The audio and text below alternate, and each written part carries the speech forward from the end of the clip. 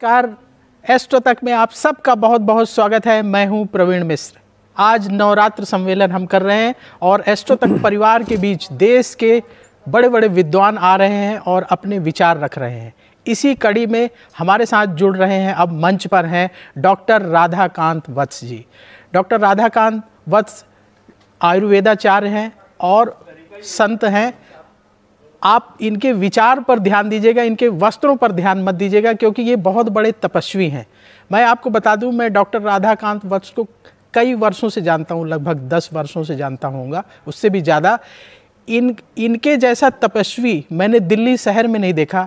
Doctor होते हुए भी ये इस तरीके के वस्त्र 12 महीने पहनते हैं। सर्दी में भी कभी स्वेटर नहीं पहनते, बस एक साधारण कपड़ा लेते हैं और सर्दी गर्मी बरसात कोई भी मौसम हो, ये ज़मीन में कभी तो चटाई बिछा लेते, कभी चटाई भी नहीं बिछाते, ऐसे फर्श में सोते हैं।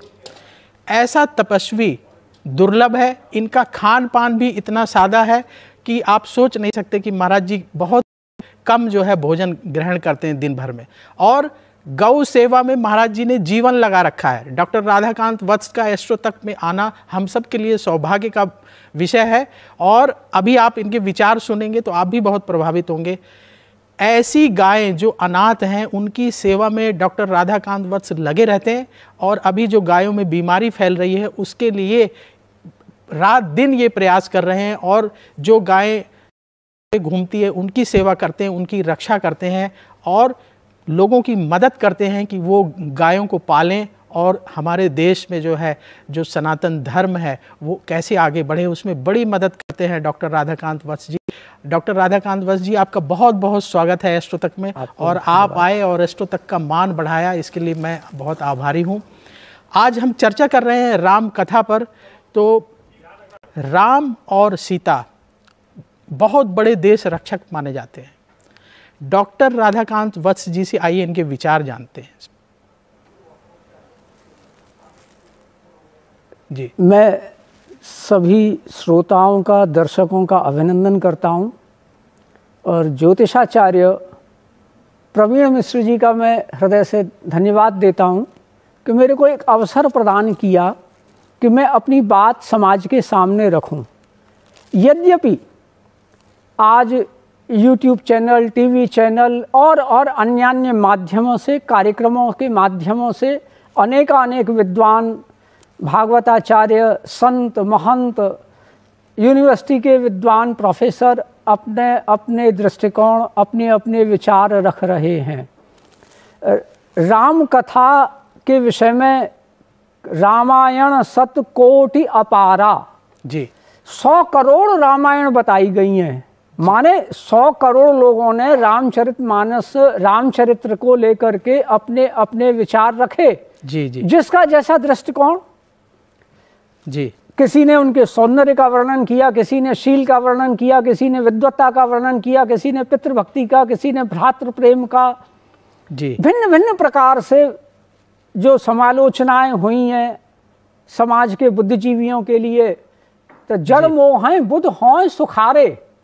जी, इस पर भी जो मूर्ख हैं, जड़ हैं, वो उल्टे सीधे कुतर्क करेंगे और जो बुद्धिजीवी है वो बुद्ध हों सुखारे। बुद्धिजीवी जब उन व्याख्याओं को सुनता है तो फिर प्रसन्न होता है। जी, मेरा ये एक मानना है, एक नया दृष्टिकोण। जी, व्यक्तिगत तौर से जब भी मैं रामचरितमानस और रामचरित्र का जी, जब हम अध्ययन करते हैं या विवेचना करते हैं तो एक साधु होने के नाते, एक साधक होने के नाते हमारा एक दृष्टिकोण ये रहना चाहिए कि हम जीवन का उद्धार कैसे करें। जी, जी, हम जीवन को श्रेष्ठ कैसे बनाएं। जी, जी, आज अब एक शब्द आता है हमारे कल्याण। अभी मैंने बोला उद्धार। जीव सुख दुख पाप पुण्य मान अपमान इसी में फंसा रहता है जी, और इसी में फंस करके कभी हंसता है, कभी रोता है और चला जाता है। थोड़ा सा विषयांतर होगा, यहाँ तक भी होता है अंत्यमति सागति। जी, जी, एक गुरुजी बहुत सिद्ध महापुरुष जब शरीर छोड़ने का समय आया, उन्होंने कहा मेरा शरीर जब छूटेगा तो घंटे घड़ियाल बजेंगे। जी, जी, शरीर, गुरुजी ने शरीर छोड़ा, घंटे घड़ियाल नहीं बजे। मैं ये बता रहा हूँ, जो जीव उद्धार में न लग करके सुख दुख पाप पुण्य मान अपमान में फंसे रहते हैं, उनकी क्या गति होती होगी, ये तो मैं सिद्ध महापुरुष की बात कर रहा हूँ। जी जी। तो जब गुरुजी ने शरीर छोड़ा तो घंटे घड़ियाल नहीं बजे। जी जी। बड़ा एक शोक तो था ही, लेकिन शोक में भी एक दुख कि गुरुजी की बात झूठी निकल गई। जी जी। गुरुजी भी एक सिद्ध महापुरुष जिनका दिग्दिगंत में नाम। जी। अंत में उनके एक बहुत श्रेष्ठ शिष्य थे जो कि थोड़ी दूरी पर थे। जी। कुछ समय बाद वो आए, देखा कि सब लोग बहुत दुखी और शांत बैठे हैं। लोगों ने कान में फुसफुसाहट की और फुसफुसाहट करने पर ये आया कि क्या बात है। बोले गुरुजी ने तो कहा था कि जब हम शरीर छोड़ेंगे तो घंटे घड़ियाल बजेंगे। जी जी जी। तो क्योंकि वो सिद्ध गुरुजी के सिद्ध शिष्य थे, तो उन्होंने तुरंत एक सीढ़ी मंगाई। सीढ़ी पर चढ़ कर के ऊपर देखा तो जहाँ गुरुजी का पंच भौतिक शरीर लेटा हुआ था, उसके ऊपर एक आम का पेड़ था। उस आम के पेड़ पर एक आम लटका हुआ था। उस आम के पेड़ से उस आम के फल को उतारा नीचे, यानी तोड़ के नीचे लाए। फिर एक चाकू मंगाया, चाकू से वो आम का फल काटा बीच में से। जी जी। और बीच में से काटा तो उसमें एक गिरार थी, एक कीट था। जी जी जी। वो मर गया। जी। और उसके मरते ही घंटे घड़ियाल बज गए। इसको कहते हैं कल्याण उद्धार। जी। अब हमारे कार्यों से, हमारे सत्संग से, हमारे सांसारिक चीजों से हम कितना उद्धार अपना कर रहे हैं, उसका विश्लेषण अंदाज कर लीजिए एक घटना से। जी। जब एक सिद्ध महापुरुष संत का, जिसने 20, 30, 40, 50 वर्ष तपस्या की हो, चिंतन किया हो, भगवत चिंतन किया हो, वैराग्य उत्पन्न किया हो, वहां पर केवल अंतेमति सागति एक पेड़ पर आम का फल देख करके कुछ मन विचलित हुआ। केवल यही हुआ होगा उस समय कि आम का फल कितना अच्छा है, और उस जीवात्मा को उस आम में कीट बनना पड़ा। जी जी। और यहाँ हम क्या कर रहे हैं, यहाँ हमारी स्थिति ये चल रही है कि हम श्रीधाम वृंदावन में पहुंचने के बाद भी भोगवाद, जी जी, फैशनवाद, जी, क्योंकि मेरा परिचय तपस्वी के रूप में कराया, मैं तो फिर वही बात करूंगा। जी जी। मेरा रामचरितमानस को देखने का दृष्टिकोण अलग है। जी जी जी, वही जनता जानना चाहती है गुरु जी जी। एक दृष्टिकोण उपदेश का नहीं, जी, उपदेश मनोरंजन का नहीं, जी जी, जो दृष्टिकोण है वो है आत्म कल्याण का, कि मेरा कल्याण कैसे हो। जी जी। मैं आज जिस परिस्थितियों में फंसा हूं, शारीरिक, मानसिक, आर्थिक और आध्यात्मिक, जी, क्या मैं उन परिस्थितियों से ऊपर उभर सकता हूं? जी। क्यों? क्योंकि मैं परमात्मा का अंश हूं। जी। गोस्वामी जी लिख रहे हैं रामचरितमानस में, ईश्वर अंश जीव अविनाशी, चेतन अमल सहज सुख राशि। जी। ईश्वर का अंश हूं मैं, ईश्वर अंश जीव अविनाशी। अविनाशी को तो कौन क्या समझ पाएगा, लेकिन चेतन अमल सहज सुख राशि। मेरे अंदर इतनी चेतनता है कि मेरे को चाय की आवश्यकता नहीं पड़ती, तंबाकू की आवश्यकता नहीं पड़ती। चेतन अमल, मैं निर्मल हूं, परमात्मा का अंश हूं। चेतन अमल सहज, सहज बनावट नहीं, आनंदित, सरलता का एक जीवन। मैं सरलता में भी सबल हूं, मैं कमजोर नहीं हूं किसी से। तो चेतन अमल सहज सुख राशि। अरे मेरे को अगर कोई मनोरंजन का साधन न मिले तो मैं डिप्रेशन में नहीं चला जाऊंगा। जी जी जी। मैं सदैव चैतन्य रहूंगा। मैंने देखा कि आजकल के बालक भी जो है छोटे छोटे डिप्रेशन में जा रहे हैं। जी जी। अवसाद। जी। रामचरितमानस जहां पर हो, रामचरित्र जहां पर हो, वहां पर बच्चों में भी अवसाद। आज देश असुरक्षित रहे जी, तो हमको एक आदर्श लेना पड़ेगा। जी। रामचरितमानस को यदि हम देखें, रामचरित्र को देखें जी, तो हमारे यहाँ एक चौपाई है कि गोस्वामी जी ने व्यंग किया है राम जी पर। जी जी। 2-3 जगह राम जी पर भी व्यंग किए हैं गोस्वामी जी ने। जी। एक जगह लिखा है कि ताहि की सोहे ऐसी लड़ाई, जी, भ्रकुट भृंग जो काले खाई। जी। जो काल को भी भौंके एक इशारे से खा जाए, अनंतानंत कोटि ब्रह्मांडों का लय कर जाए और अनंतानंत कोटि ब्रह्मांडों का को प्रकट कर जाए। जी। ऐसा जो अप्रतिम अप्रमेय जी जो बलवान है परमात्मा, और वो रावण से लड़ रहा है, तो उनका कहता है कि सो है ऐसी लड़ाई। तो फिर उत्तर भी दे रहे हैं गोस्वामी जी, बोले नहीं, बोले ये लड़ाई तो रावण से इसलिए लड़ी जा रही है कि गाय गाय मतलब जो जीव है वो गाय गाय भव निधि नर तरही। जी जी जी रामचरित्र को, राम रावण की लड़ाई को गा गा करके जीव अपना कल्याण करेगा, इसलिए एक कहानी का क्रियान्वयन राम जी के द्वारा किया जा रहा है। जी जी जी जी तो मेरा ये कहने का तात्पर्य यह है, जब देश में रामचरित्र हो जी तो फिर विपत्ति क्यों? जी जी जी ये मंदिर टूटे क्यों? जी बहुत सारी विसंगतियां आज भी आ रही हैं, क्यों?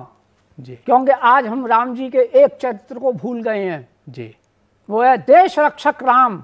जी जी क्या राम जी में वो शक्ति नहीं थी? महाराज दशरथ, चक्रवर्ती महाराज दशरथ के पुत्र चक्रवर्ती महाराज रामचंद्र वर्मा नाम आता है इनका संकल्प में जी, जो इतना बलवान चक्रवर्ती हो, जिम अमोघ रघुपति कर बाना, यही भांति चले हनुमाना, तीनों लोग हाँकते कांपे, अष्ट सिद्धि नवनिधि के दाता। ये तो भक्त की स्थिति है। जी जी जी जी तो राम जी अयोध्या में बैठ करके एक बाण चलाते और रावण मर जाता। जी जी जी कोई परेशानी नहीं थी जी, लेकिन नहीं, राम जी को एक आदर्श प्रस्तुत करना था। जी अभी मैं एक मूल विषय पे भी आऊंगा, आ रहा हूं, और आप आश्चर्य करेंगे उसको सुन करके, आज तक नहीं सुना होगा आपने जी। लेकिन जब भगवान की कृपा होती है तो चीजें दिखती हैं। गोस्वामी जी भी लिख रहे हैं, हाँ। सूझे रामचरित मन मानिक, गुप्त प्रकट जहां जो जय खानिक। गुप्त चीजें भी दिखेंगी राम नाम के प्रभाव से, गुरु कृपा से जी। तो राम जी ने एक उपक्रम किया जी, कैकेयी जी को श्रेय मिला अपयश का जी, वनवास हुआ जी, जीवन का एक क्रम सिखाया जी कि भारत की मिट्टी का सम्मान करना सीख लो जी। भारत की मिट्टी से बड़ा न रावण है न सोने की लंका है। आज ये दृष्टिकोण कहाँ चला गया जी जी। आज ये दृष्टिकोण अगर होता ऋषि परंपरा में भी जी, तो इतने दुर्दिन भारत को देखने नहीं पड़ते जी जी। तो राम जी ने एक दृष्टिकोण जी राष्ट्र रक्षा के लिए, और राष्ट्र रक्षा कैसे होगी? लंका में बैठे रावण की तरह से नहीं जी, ऋषि की तरह से भूमिगत होकर के जनमानस से मिलकर के चला जाएगा जी। एक विचित्र बात, एक व्यंग, एक स्थिति, श्री जानकी जी जी जी जी, जिस समय रामचंद्र जी का, श्री राम जी को वनवास हुआ, 14 वर्ष राम वनवासी जी जी, तापस वेश विशेष उदासी जी, कह दिया कि तापस वेश में भी वो भी उदासीन बन करके जाओगे जी जी। राम जी को जाना पड़ा जी। एक घटना घटती है कि श्री जानकी जी पीछे लगे जी जी जी, और उन्होंने कहा कि कीर्तन प्राण की केवल प्राण जी, बोले मुझे ही ले चलोगे, तन सहित ले चलोगे या केवल प्राण जाएंगे जी। यानी अगर आप मुझे तन सहित नहीं ले जाते हैं वन में जी जी, तो फिर मतलब यह कि शरीर तो यहाँ रह जाएगा जी जी, लेकिन प्राण निकल करके आपके साथ चले जाएंगे। जब कीर्तन प्राण केवल प्राणा जी, तब राम जी को कहना पड़े आजा।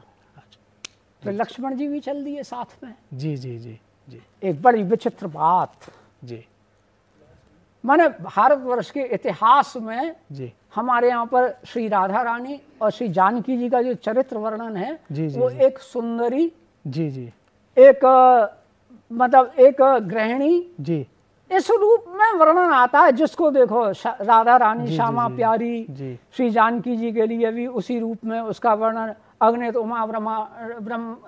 उमा रमा ब्रह्माणी करके आता है जी। लेकिन कभी इस रूप को देखा विद्वानों ने भी, मैं कह रहा हूँ पुनः आ रहा हूँ धीरे धीरे जी जी जी जी जी।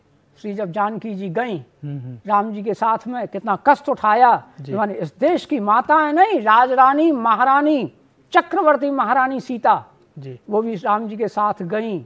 ये होती है देशभक्ति जी, कि देश की रक्षार्थ, राष्ट्र रक्षार्थ महारानी भी तापस वेश विशेष उदासी रूप रख कर के पति के साथ जा रही है जी जी। हमारे राजनेताओं को, हमारे धनपतियों को, हमारे आम समाज को में जो बैठी माताएं हैं जी, उनको केवल वो सुंदरी जानकी जी नहीं जी, वो वीरांगना जानकी जी भी देखनी पड़ेगी, वो वैराग्यवती जानकी जी भी देखनी पड़ेगी, जो सब कुछ छोड़ करके राम जी के पीछे चली गई। जी, जी, एक और विचित्र घटना घटी, कमाल कर दिया गोस्वामी जी ने भी, साहित्य को ऐसा तोड़ मरोड़ दिया गया गोस्वामी जी के द्वारा। जी, मतलब गलत अर्थ में ना ले जाएं, आलोच्य वृत्ति से ना देखें। एक दिन श्री राम जी और श्री जानकी जी बैठे हैं। जी, जी, रावण के वध की योजना बन रही है कि भाई अब समय आ रहा है और रावण का वध होना है। जी, जी, दोनों ने विचार विमर्श किया, क्योंकि कोई भी चीज ऐसे तो होती नहीं है एकदम।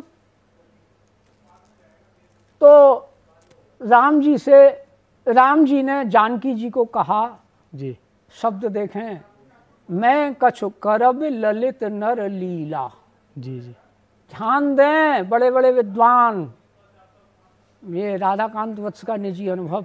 जी, श्री राम जी श्री जानकी जी से कह रहे हैं कि मैं कछु करब ललित नर लीला। जी, जी, मैं कोई, ललित कहते हैं सुंदर को। जी, जी, एक शब्द आता है हमारे हिंदी में साहित्य में भी है, शब्दों की बड़ी महिमा है जी, कि जैसे सुंदर है, जी, रूपवती है, रूपवान भी कह देते हैं, लेकिन रूपवान से ऊपर सुंदर शब्द आता है। जी, जी, और सुंदर से भी ऊपर आता है शब्द ललित। ललित का मतलब इतना सुंदर कि अप्रतिम सौंदर्य जहां हो। जी, जी, तो राम जी ने श्री जानकी जी को कहा जी, कि मैं कछु करब ललित नर लीला, माने अति सुंदर कोई मैं लीला करना चाहता हूं। जी, जी, जी, शब्द कितना कठोर सुंदर, जी, जो सुनने में भी ललित शब्द अच्छा लगता है। जी, जी, और लेकिन हुआ क्या, कोई माई का लाल करके दिखा दे, जी, जो श्री जानकी जी ने किया। जी, तो क्या करें, तो जानकी जी ने कहा कि बोलो प्राणनाथ क्या करूं। क्या करूं। तो बोले तुम पावक में करो निवासा। जी, माने ये ललित है, ये लीला लालित्य है। जी, जी, कि अपनी अर्धांगिनी को जो है कोटि मनोज लाजावन हारी, करोड़ों कामदेव रतियों से भी ज्यादा सुंदर कोमलांगी जी, जी, श्री जानकी जी को राम जी कह रहे हैं तुम पावक में करो निवासा। बोले तुम पावक में अग्नि में वास करो, निवास करो। बड़े बड़े बुद्धिजीवियों, बड़े बड़े संतों, जी, जरा आग में या मोमबत्ती की लौ में जरा उंगली डाल करके देखो। जी, जी, जी, 1 सेकंड 2 सेकंड में ऐसे कर जाओगे। जी, वहाँ सुंदरी श्री जानकी जी, कोमलांगी श्री जानकी जी को राम जी ने कहा कि मैं कछु करब ललित नर लीला। लीला लालित्य के नाम पर इतना कठोर निर्णय कि जानकी जी को अग्नि में ही भिजवा दिया। जी, जी, अग्नि प्रवेश करा दिया। जी, कौन जानकी जी? जी, जिनको कौशल्या जी ने कभी दीप बात नहीं तारन कहेऊ। जी, जी, जी, कौशल्या जी ने कभी, पहले तो ये ऐसी बिजली होती नहीं थी, तो पहले तो दीपक होते थे। जी, जी, तो कभी ऐसा होता है कि दीपक की बत्ती जब जल जाती है तो बुझने को हो जाती है, तो हम लोग उस दीपक की बत्ती को थोड़ा आगे बढ़ा देते हैं। जी, जी, तो राम जी को कह रही हैं कौशल्या जी कि दीप बात नहीं तारन कहे हो। जी, जी, मैंने कभी इस मेरी बहू, मेरी पुत्र वधू, ये कोमलांगी अत्यंत सुंदरी, जी, महामाया, महाभगवती जी, सीता जी को कभी दीपक की बत्ती भी आगे बढ़ाने को नहीं कहा कि क्योंकि एक कोमलांगी है। जी, जी, और राम जी कह रहे हैं मैं कछु करब ललित नर लीला, जी, जी, तुम पावक में करो निवासा। जी, जी, राष्ट्र रक्षार्थ जानकी जी अग्नि प्रवेश कर गई। ये भारतवर्ष की माताओं का, देवियों का आदर्श था। जी, जी, ये आदर्श मध्यकाल में भी देखने को मिला, जी, जौहर के रूप में। जी, जी, जी, जी, जी, कितनी वीरांगना जी, नक्सिक श्रृंगार धारण करती हैं, जी, बच्चा साथ में होता है छोटा, जी, लेकिन जो परिस्थितियां थी उसमें अपने शील को बचाए रखने के लिए, भारतवर्ष की आन बान शान को बचाए रखने के लिए जी, जी, वही अग्निकुंड में कूद पड़ती हैं। जी, जी, क्या आज माताओं में इतनी वीरता रह गई है? जी, महारानी लक्ष्मीबाई आज कितनी है, ये हमको विचार करना पड़ेगा। जी, मैंने आपके सामने 2 बिंदु रखे। जी, जी, जी, राम जी का भी एक आदर्श राष्ट्र रक्षार्थ, राष्ट्र, जी, जो कि तापस वेश विशेष उदासी धारण किया। लेकिन अगर राम जी के सौंदर्य की बात करें तो ऊपर मुकुट से लेकर के नीचे चरणारविंद तक अप्रतिम रत्नों की एक श्रृंखला है। अंग अंग में उन आभूषणों का परित्याग करके भारत की मिट्टी का सेवन करते हुए तब जाकर के रावण जैसे आताताई को मारा जिसको कोई नहीं मार पाया। तो राष्ट्र रक्षा के लिए राम अगर हमको कुछ करना है तो हमको तपस्वी होना पड़ेगा। ये केवल ठेका हमारे सैनिकों का नहीं है, भारतवर्ष के नागरिकों का भी कर्तव्य है, संतों का भी कर्तव्य है, केवल राम कथा नहीं। दूसरी पक्ष मैंने रखा श्री जानकी जी का। इससे ज्यादा और क्रूरता क्या हो सकती है? इतनी पराकाष्ठा। मैंने एक तरफ ललित कह रहे हैं, दूसरे कहते तुम पावक में करो निवासा। राष्ट्र के लिए हमारी माताओं ने, हमारी देवियों ने हम कितना त्याग किया है, इस आदर्श को हमको अपने हृदय में धारण करना पड़ेगा। बोले क्यों धारण करना पड़ेगा? आप ये प्रश्न कर सकते हैं मेरे से।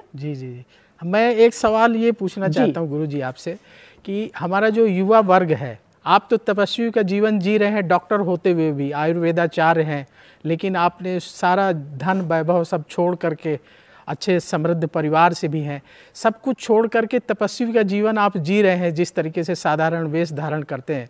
लेकिन आम जो युवा है इतनी कठोर जीवन शैली नहीं अपना सकता जितनी आपने अपनाई है, तो उनको आप क्या संदेश देंगे कि वो किस तरह से जीवन जिए? संक्षिप्त में आप क्या कहना चाहेंगे? जो आपने मेरे से प्रश्न पूछा, देखिएगा त्याग का अर्थ दो प्रकार के हैं।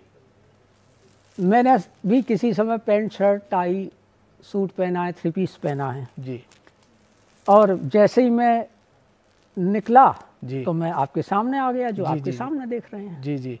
अब युवा को मैं ये कहूँ कि तुम उबली सब्जी खाओ, युवा को यदि मैं कहूँ कि जमीन में सो, सर्दी सहो, गर्मी सहो, तो ये कोई उपदेश देने वाले को भी उचित नहीं है।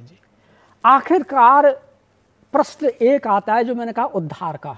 हम कायर और कमजोर होकर के जिए या हम वीर होकर के जिए।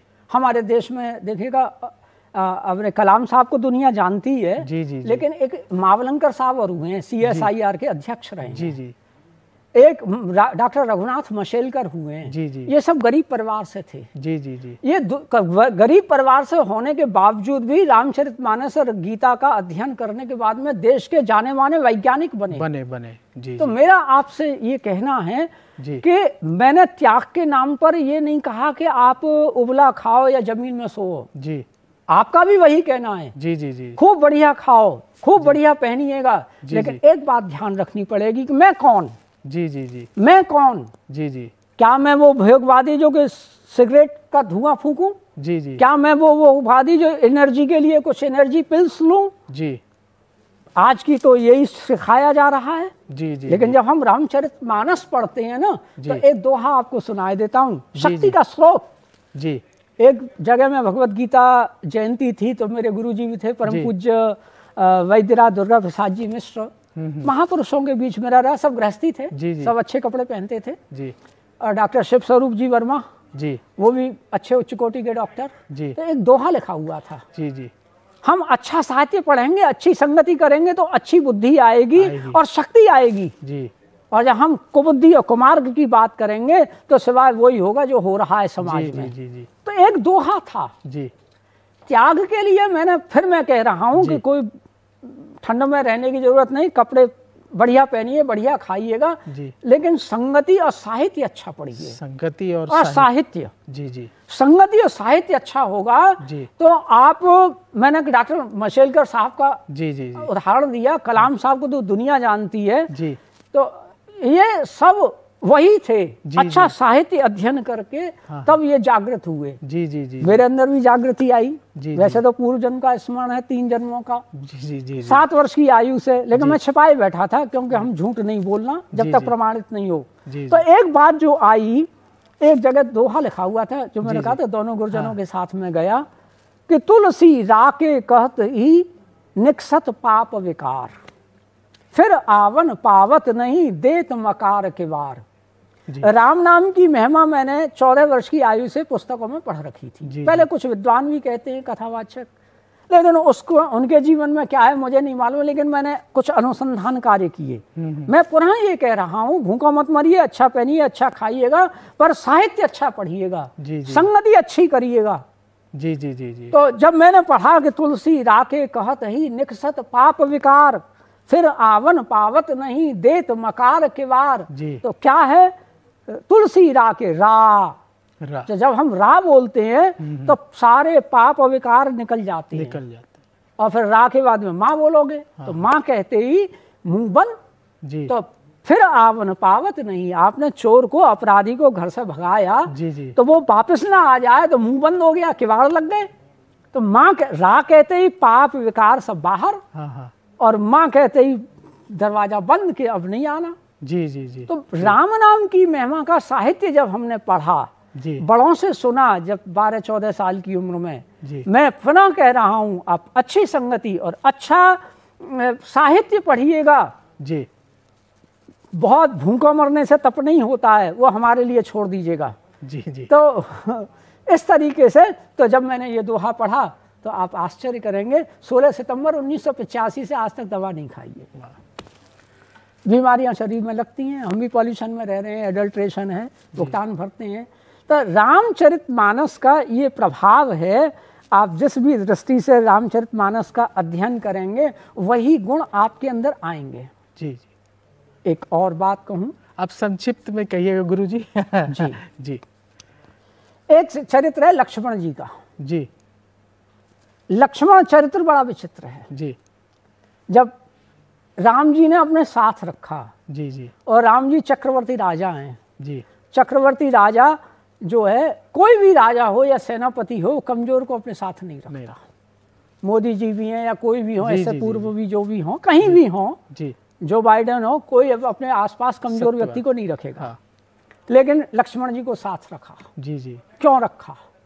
जी। लक्ष्मण जी के अंदर दो ही चीजें थी। जी। एक त्याग था, एक समर्पण, और तीसरी चीज एक और थी, साहस। साहस। चूके नहीं लक्ष्मण जी कहीं भी। जी।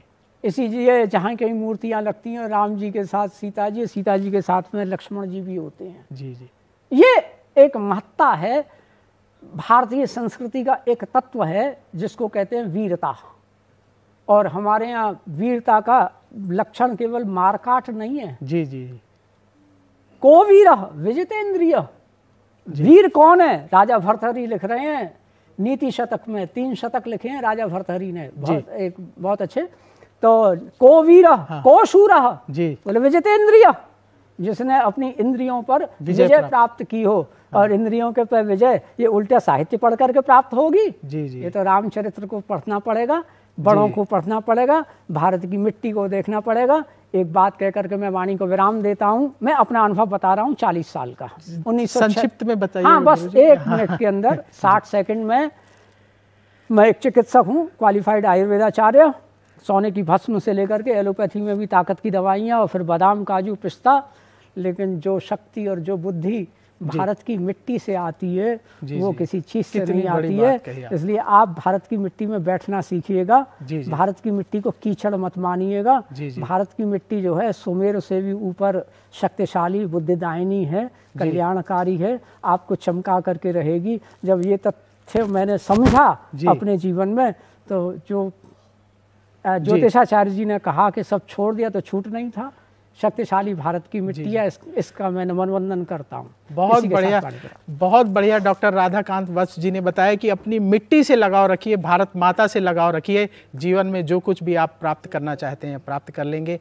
डॉक्टर राधाकांत वत्स जी, आप एस्ट्रो तक में आए, एस्ट्रो तक परिवार को, एस्ट्रो तक के दर्शकों को इतना समय दिया, उसके लिए आपका बहुत बहुत धन्यवाद।